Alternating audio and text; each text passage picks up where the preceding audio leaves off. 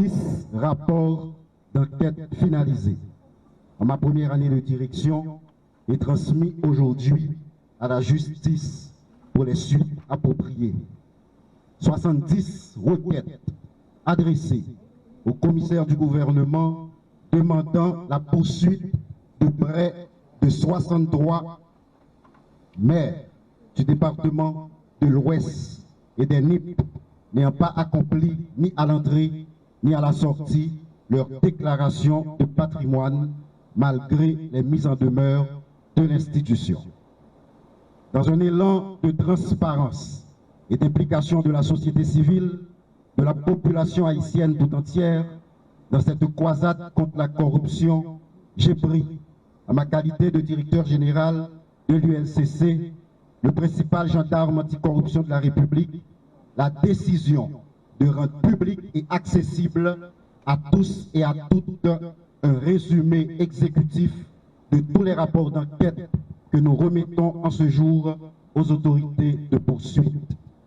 Cette démarche explique la position de l'UNCC qui, malgré les vains efforts de certains pour jeter l'opprobre sur nos actions courageuses et impartiales, a resté déterminé dans notre objectif d'assainir l'administration publique. Nous sommes toutefois, au niveau de l'institution, préoccupés face à certains propos mensongers de certains acteurs multirôles. Ils s'improvisent spécialistes en tout, mais au vrai en rien.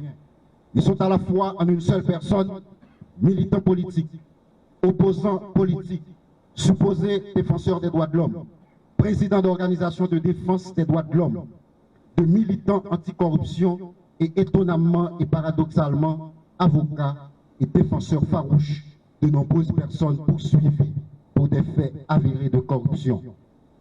Une confusion de rôles questionnable qui met à nu dans notre société un déficit d'éthique et de déontologie.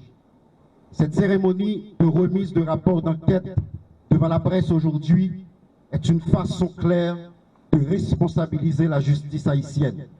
En matière de corruption, la justice est appelée à défendre d'abord les intérêts prépondérants de l'État.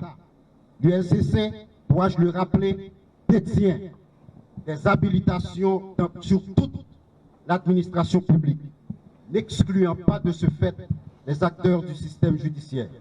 Nous attendons des décisions de justice de manière impartiale, prises de manière impartiale.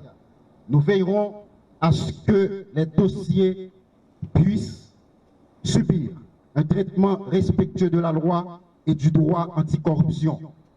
De la même façon que nous n'entendions sous aucune forme violer les droits des citoyens, l'UNCC décide de mettre à profit tous les pouvoirs accordés par le décret du 8 septembre 2004 qui fait du directeur général, en son article 2, le protecteur né des biens publics, qui l'autorise également, au terme de l'article 12, en son troisième alinéa, à utiliser toutes les techniques modernes et tous les procédés estimés nécessaires à la constatation d'infractions de corruption.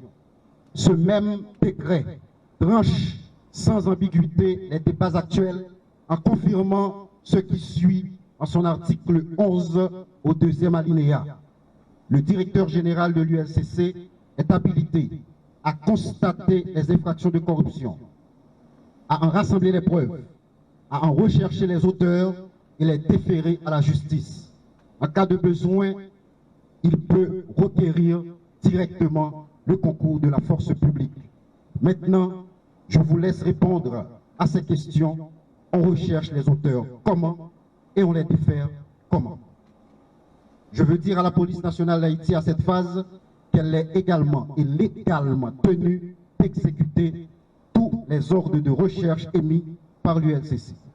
En ce qui a trait au dossier relatif à la déclaration de patrimoine, je veux en profiter pour saluer le signal important lancé par le Premier ministre, Dr Ariel Henry, qui exige que tous ces ministres à tous ces ministres de venir remplir activement cette formalité obligatoire et légale. C'est un appui important dans cette bataille difficile pour la moralisation de la vie publique que nous conduisons.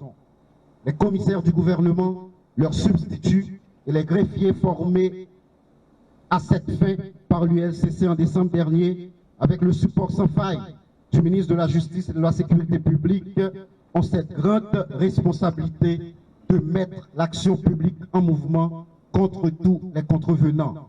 Je l'ai dit dans mes propos lors de cette formation l'année dernière, je veux aujourd'hui le réaffirmer.